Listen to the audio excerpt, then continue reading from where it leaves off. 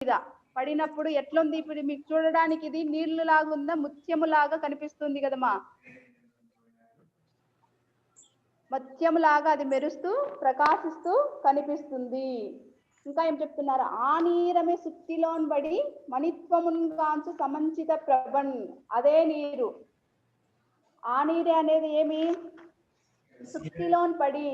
సుత్తిలోన్ పడి అంటే ఏమి? ముత్యపు చిప్పలు. అంటే ఇప్పుడు సముద్రాల దగ్గర అక్కడ చిన్న చిన్న గవ్వలు ఉంటాయి చూడండి మా, అలాంటి దానిలో అదే నీరు ఆ ముత్యపు చిప్పలో పడి మణిత్వమున్ గాంచు అంటే ఇంకేమి మరింత ప్రకాశవంతంగా అది కనిపిస్తుంది అననేసి చెప్తున్నారనమాట.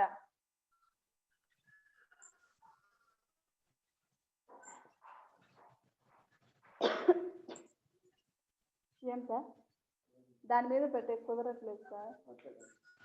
చూడండి, ఆ నీరమే సుత్తిలోన్ పడి మణిత్వమున్ గాంచు సమంచిత ప్రభన్ అంటే అదే నీరు ముత్యపు చిప్పలో పడి ఏమి మరింత ప్రకాశవంతంగా కనిపిస్తుంది. అలే చూడు, సమంచిత ప్రభున్ అంటే ఇప్పుడు ఏం చెప్తున్నాం? నీరు ఒకసారి ఏమో వేడి వస్తువు మీద పడినట్లయితే క్షణాలలో ఆవిరై ఆ నీరు అనేది పేరు లేకుండా నశించిపోతుంది. ఆ నీరమే ముత్యమట్లు నల్లనీదల సంస్థితమై అదే నీరు ఎలా తామరాకు మీద పడినప్పుడు ముత్యం లాగా ప్రకాశిస్తుంది. ఆ నీరే సుక్తిలోన్ బడి మణిత్వమున్ గాంచు. ఆ నీరే ఏమవుతుంది? ఇప్పుడు ముత్యపు చిప్పలు. ఇప్పుడు ఆల్ చిప్పలు అనేది మీరు సముద్రాల దగ్గర, వంకల దగ్గర, వాగుల దగ్గర చిన్నగా ఉన్నప్పుడు మీరు గవ్వలు లాంటివి ఏరుకుంటూ ఉంటారు కదా, అలాంటి వాట్లలో పడినప్పుడు ఏ విధంగా కనిపిస్తుంది? ముత్యాలు లాగా అవి మారుతాయి అననేసి చెప్తారు కదా. అలాగే ఇప్పుడు చూడండి, అదే విధంగా పౌరుష వృత్తులు పౌరుష వృత్తులు అంటే ఎవరు? మానవులందరూ కూడా ఇట్లు ఈ విధముగా అదము మద్యము ఉత్తము కొల్చు వారికి.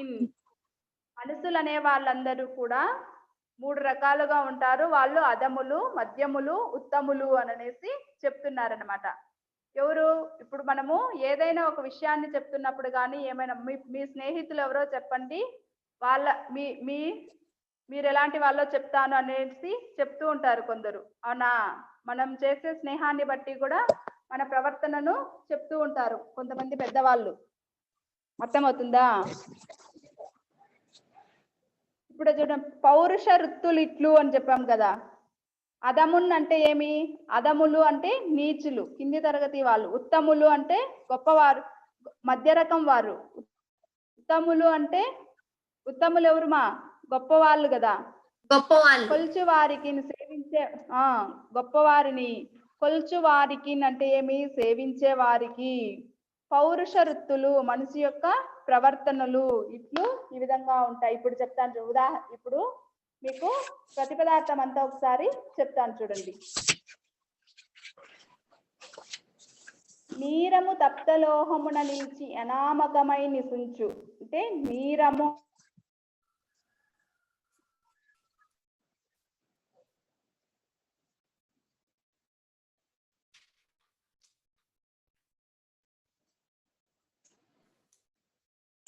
అనామకమై అంటే ఏమి? అనామము అంటే ఏమి? పేరు లేనిదై. నశించున్ అంటే నశిస్తుంది. ఆ నీరమే అదే నీరు ఏమవుతుంది? నలనీదల అంటే తామరాకు మీద సంస్థితమై అంటే కదలకుండా అలాగే మగా సనర్చున్ అంటే ప్రకాశిస్తుంది. ఇంకా ఏం చెప్తున్నారు? ఆ నీరమే అంటే అదే నీరు సుక్తిలోన్ పడి అంటే ఏమి? ముత్యపు చిప్పలో పడి మణిత్వమున్ కాంచు. ముత్యపు చిప్పలో పడి ఏమవుతుంది? మణి ప్రభావాన్ని అంటే ఏమి? అది ఒక ముత్యం లాగా మారుతుంది. సమంచిత ప్రభన్ అంటే ఏమి? చక్కని కాంతితో. అదే విధంగా ఇప్పుడు చూడండి, అదమున్ సార్ మేడం చెప్పండి మేడం. ఏం లేదు సార్. అదమున్ అంటే ఎవరుమా? నీచులు. మధ్యములు ఇప్పుడు మనుషులు 3 రకాలుగా అంటారు, అదములు, మధ్యములు, ఉత్తములు. ఈ అదములు అంటే నీచులు, మధ్యములు అంటే మధ్య రకానికి చెందిన వారు, ఉత్తములు అంటే గొప్పవారు. ఈ విధంగా పౌరుష వృత్తులు అంటే ఏమి? ఈ మనుషులందరూ మేడం మీది వాయిస్ ఒక్కొక్కసారి కట్ అయిపోతుంది మేడం, చూసుకోండి మేడం. మీది వాయిస్ ఒక్కొక్కసారి కట్ అవుతుంది మేడం. ఇట్లు అంటారు అనేసి చెప్తున్నారు. ఇయర్ ఫోన్ దగ్గర పెట్టుకోండి. కట్ అవుతాను, దగ్గర పెట్టుకున్నాను సార్. ఓకే. ఇప్పుడు దీనికి రిలేటెడ్ గానే మనకు ఒక పద్యం ఉంది మా. చూడండి, ఇప్పుడు సార్ మీకు ప్రతిపదార్థం పెట్టారు, ఒకసారి చూసుకోండి. ఇప్పుడు అదములు, మధ్యములు, ఉత్తములు. అదములు ఏమి? ఏదైనా ఒక కార్యాన్ని చెయ్యాలి అని ప్రారంభించడానికే పూనుకోరు. మధ్యములు ఏం చేస్తారు? ఒక పని చేయడానికి పూనుకుంటారు, కానీ ఆ పనిని సక్రమంగా అంటే పూర్తిగా మొదటి నుండి చివరి వరకు చేయడానికి పూర్తి చేయరు. అలాగే ఉత్తములు ఏమి? ఆ పనిని చేయడానికి సిద్ధపడతారు, అలాగే ప్రారంభించిన పని మొదటి నుండి చివరి వరకు ఒకే విధంగా దానిని పూర్తి చేసి దాని ఫలితాన్ని పొందుతారు. ఇప్పుడు దీనిని బట్టి మనుషులు ఎలాంటి వాళ్ళు అనేది మీకు అర్థమవుతుంది కదా. ఇప్పుడు ఈ పద్యాన్ని రచించింది ఎవరు? ఏనుగు లక్ష్మణ కవి గారు. ఏనుగు లక్ష్మణ కవి. మనం ఏనుగు లక్ష్మణ కవి గారి కవి పరిచయం ఇంతకు ముందే మనము చెప్పుకున్నాం. పద్యం ఇంకొకసారి చదువుతాను, మీరందరూ నోటికి నేర్చుకోవాలి, ప్రతిపదార్థము నేర్చుకోవాలమ్మా. అర్థమవుతుందా? Yes madam. నీరము తప్తలోహమున నిలిచి అనామకమై నశించున్, ఆ నీరమే ముఖ్యమట్లు నలనీదల సంస్థితమై తనర్చున్, ఆ నీరమే శక్తిలోన్బడి మణిత్వమున్ గాంచు సమంచిత ప్రభన్, పౌరుష వృత్తులిట్లు అదము మధ్యము నుత్తము కొల్చువారికి. అర్థమైందమ్మా అందరికీ?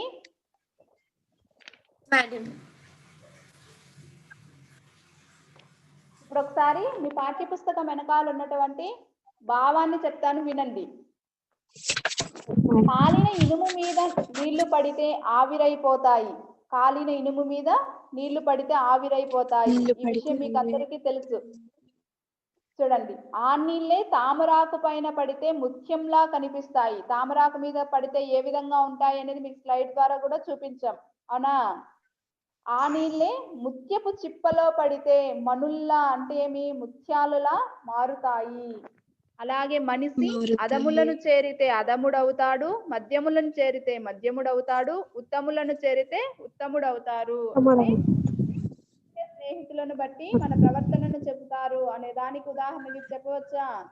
అంటే చూడండి, ఎవరితో కలిస్తే వారిలాగా తయారవుతాము అనేది ఇక్కడ ఈ పద్యం ద్వారా మనకు తెలుస్తుంది.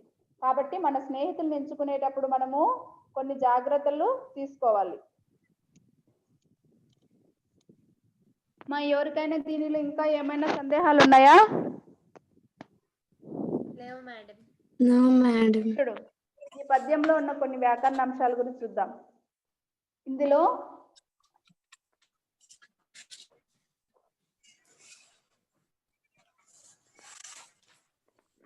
ఇప్పుడు ఈ పద్యంలో మనకి ఏం చెప్పారు? ఇందులో ఉన్నటువంటి అలంకారం ఏది అన్నప్పుడు మనము స్వభావోక్తి అలంకారం ఇందులో ఉంది అని చెప్పొచ్చు. ఏ విధంగా చెప్పొచ్చు అంటే, స్వభావోక్తి అలంకార లక్షణం ఏమి? జాతి గుణ క్రియలను బట్టి ఉన్నది ఉన్నట్లు చెప్పడాన్ని స్వభావోక్తి అలంకారం అంటారు. ఇప్పుడు వేడి పాత్ర మీద వేడి చేసినటువంటి ఇనుము మీద నీళ్లు చల్లితే అది ఆవిరైపోవడం అది సహజమే కదమ్మా. అవి ఉన్నదాన్ని ఉన్నట్లే కదా చెప్పారు. అదే నీళ్లు ఏం చేశారు? ఇప్పుడు తామరాకు మీద పడినట్లయితే అవి ఏ విధంగా కనిపిస్తాయి మనకు? కదలకుండా ఆ నీరు అలాగే ఉన్నప్పుడు ముత్యములాగా కనిపిస్తాయి. ఇక్కడ స్లైడ్ లో ఇప్పుడు మీకు పెట్టాం చూడండి, నీళ్ళు ఎలా కనిపిస్తున్నాయి మీకు? చూడడానికి ముత్యాలలాగా చాలా అందంగా ఉన్నాయి కదా. అదే నీరు సుక్తిలోన్బడి మణిత్వమును గాంచు సమంచిత ప్రభన్ అన్నప్పుడు అది ఇక్కడ ఏమైంది? ఒక ముత్యపు చిప్పలో అంటే గవ్వలు అనేసి మీరు చిన్నగా ఉన్నప్పుడు ఏరుకుంటూ ఉంటారు కదా. చూడండి, ఇప్పుడు స్లైడ్ పెట్టారు చూడండి సారు. అలాంటి గవ్వలో పడినప్పుడు ఆ నీరు ముత్యంలాగా తయారవుతుంది అనేసి చెప్తున్నారనమాట. ఇంకా అదే నీరు సుక్తిలోన్బడి మణిత్వమును గాంచు సమంచిత ప్రభ. ఇంకొకటి ఇక్కడ చూడండి సార్, పెట్టండి సార్ అది కూడా. ఇలాంటి దానిలో పడినప్పుడు అది మరింత ప్రకాశవంతంగా మారుతుంది. అవునా? చూడండి, ఇప్పుడు ముందున్నట్టుదేమో ఏమి ముత్యపు చిప్ప, ఇది ముత్యపు చిప్పే, అది కూడా అలాంటిదే. దీనిలో పడినప్పుడేమో నీరు ముత్యంలాగా తయారవుతుంది అనేసి, తర్వాత చూపించిన ముత్యంలో పడినప్పుడేమి ఆ నీరు మరింత ప్రకాశవంతంగా కనిపిస్తుంది. అంటే ఇక్కడ అన్ని కూడా ఇవి సహజంగా జరిగే విషయాలనే కవి మనకి పేర్కొన్నారు కదా. ఉన్నది ఉన్నట్లు ఇందులో చెప్తున్నారు కాబట్టి ఇది స్వభావోక్తి. అలాగే చూడండి, కొన్ని వ్యాకరణ అంశాలు చూద్దాం.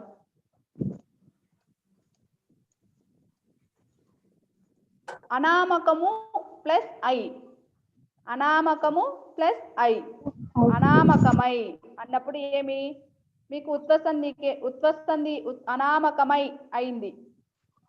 ఉత్వసంధి సూత్రం ఏమి? ఉత్తునకు అచ్చుపరమైనప్పుడు సంధియగు, ఉత్తునకు అచ్చుపరమైనప్పుడు సంధియగు. అలాగే ముత్యమట్లు, చూడండి ముత్యమట్లు, ముత్యమట్లు అనే పదాన్ని విడదీసినట్లయితే ముత్యము ప్లస్ అట్లు, ముత్యమట్లు, ముత్యము ప్లస్ అట్లు, ముత్యము ప్లస్ అట్లు అన్నప్పుడు పూర్వపదంలో ఏముంది? చూడండి, పరస్పరం మొదట ఏముంది? అకారం ఉంది. ఉత్తునకు అచ్చుపరమైనప్పుడు సంధియగు అనే ఉకార సంధి సూత్రం ప్రకారం ముత్యమట్లు అనే రూపం ఏర్పడుతుంది. ఇంకా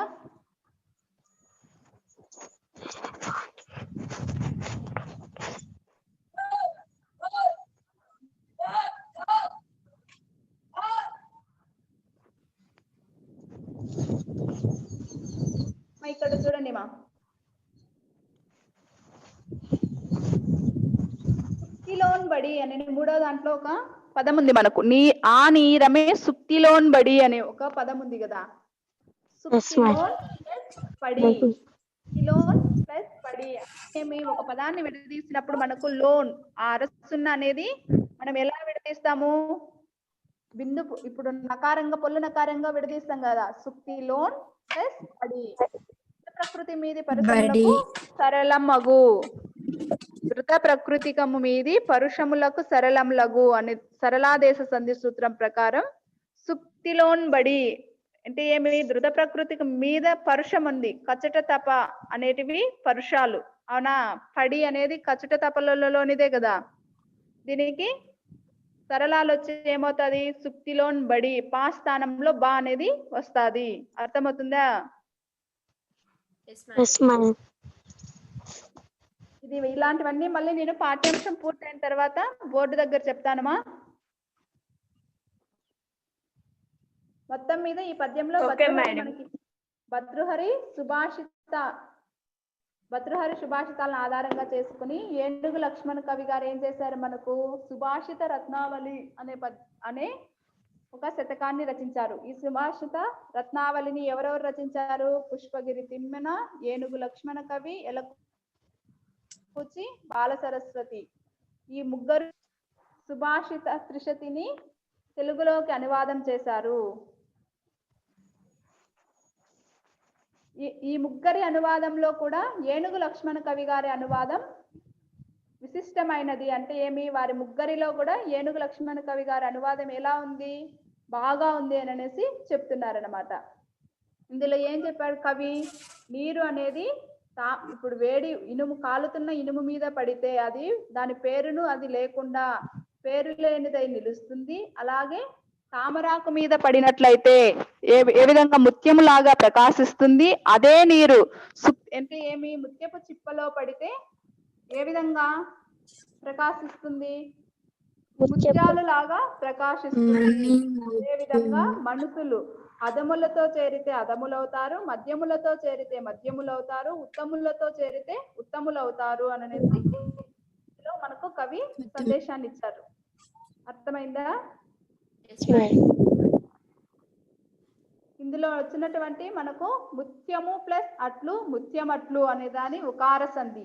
ఈ పదము ముత్యము ప్లస్ అట్లు, ముత్యం అట్లు అనేది ఉకార సంధికి సంధినది. ఉకార సంధికి సూత్రం ఏమి? ఉత్తునకు అచ్చుపరమైనప్పుడు సంధియగు అనే దాన్ని ఆధారంగా చేసుకొని ముత్యం అట్లు అనే రూపం ఏర్పడింది. సుక్తిలోన్ ప్లస్ పడి, సుక్తిలోన్ బడి ధృత ప్రకృతి మీది పరుషములకు సరళం లఘు అనే సూత్రం ప్రకారం సరళాదేశ సంధి అయ్యింది. సరళాదేశ సంధి. ఈ పద్యము చూడండి మా ఉత్పలమాలకు చెందినది. అవునా? వృత్త పద్యాలలో ఈ పద్యము ఉత్పలమాలకు చెందినది. ఉత్పలమాలకు ఏమి గణాలు ఏవొస్తాయి మా? ఉత్పలమాలకు భరణ బబరవ అనే గణాలు వస్తాయి. ప్రతి పద్యంలోనూ 4 పాదాలు ఉంటాయి. ప్రతి పాదంలో భరణ బబరవ అనే గణాలు ఉంటాయి. ఒకటి 10వ అక్షరానికి యతి చెల్లుతుంది. అలాగే ప్రాస నియమం, పద్యంలోని 2వ అక్షరం ప్రాస. చూడండి మా పద్యంలో 2వ అక్షరం ప్రాస. ఇప్పుడు చూడండి 4 లైన్లలో అంటే 4 పాదాలలో 2వ అక్షరం ఏముంది? రా. గమనించండి మీరు. ప్రాస నియమం ఉంటుంది అంటే ప్రాస నియమం ఉంటుంది అంటే అర్థం ఏమి? మొదట ఏ వర్ణం అయితే ఉంటుందో చివరి అంటే 2, 3, 4 పాదాలలో కూడా అదే వర్ణానికి సంబంధించిన వర్ణాలే ఉండడం. రాకు సంబంధించింది అయితే రా అని, నాకైతే నా అని, కాకు కా. 4 లైన్లలో కూడా అదే వర్ణం ఉండడమే ప్రాస. చూడండి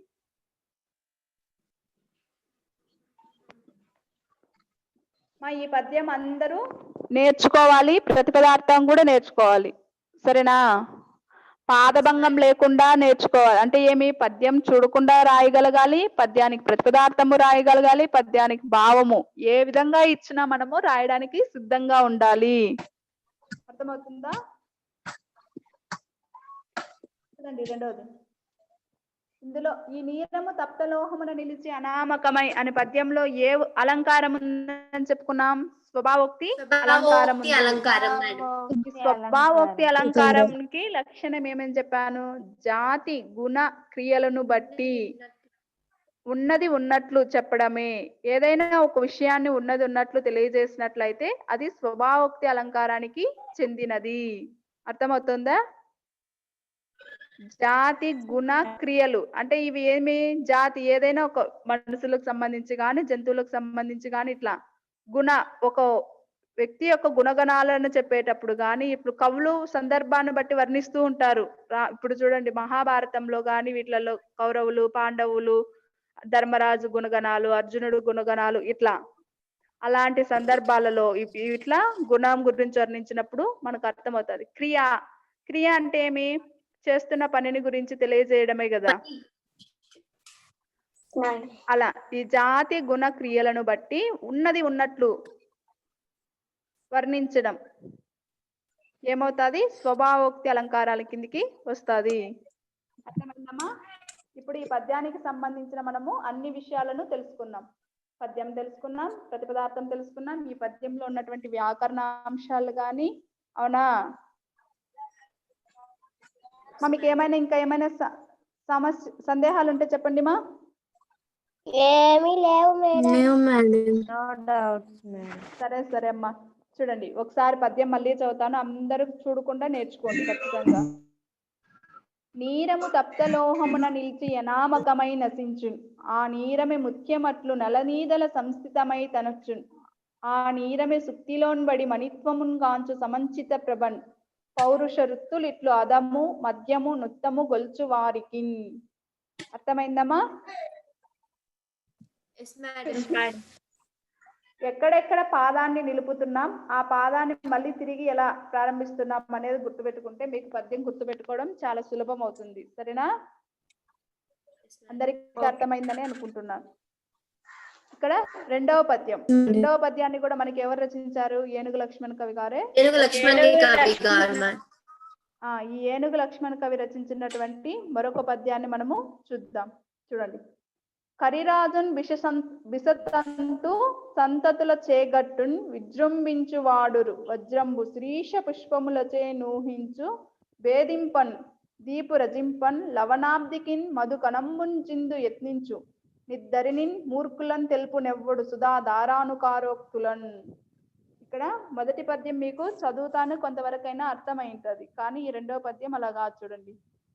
కరిరాజున్ బిషతంతు సంతతుల చేగట్టన్ విజృంభించు వాడురు వజ్రంబు శ్రీష పుష్పములచే నూహించు భేదింపదీపు రచింపన్ లవణాబ్దికిన్ మధుకణంబుంజిందు యత్నించు నిద్దరిన్ మూర్ఖులం తెలుపు నెవ్వడు సుధాధారానుకారోక్తులన్.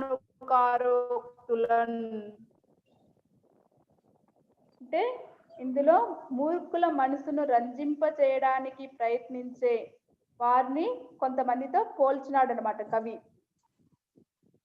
మొదటి దాంట్లో ఏమో మనిషి యొక్క స్వభావాన్ని, ఎవరితో చేరితే ఏ విధంగా ఉంటామో అనే విషయాలను తెలియజేశాడు. ఇందులో మూర్ఖులుగా ఉంటారు కదా సమాజంలో, కొంతమంది ఎంత చెప్పినా మారకుండా ఉంటారు కదా, అలాంటి వాళ్ళని మార్చాలనే ప్రయత్నంలో మనం ఏదైనా ప్రయత్నం చేస్తే ఎలాంటి వాళ్ళ కొన్ని పోలికలు చెప్పినారు కవి. చూడండి మా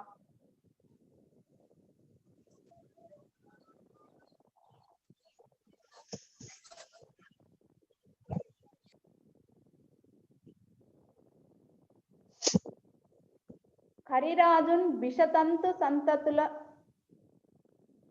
చూడండి, కరిరాజున్ బిషతంతు సంతతుచే కట్టన్ విజృంభించు వాడురు వజ్రంబు శ్రీష పుష్పములచే నూహించున్ వేధింపన్ తీపు రచింపన్ లవణాబ్దికిన్ మధుకణంబున్ చిందు యత్నించు ఇద్దరినిన్ మూర్ఖులన్ తెలుపు నెవ్వడు సుధా దారా అనుకారోక్తులన్, అనుకార ప్లస్ ఉక్తులన్, అనుకారోక్తులన్.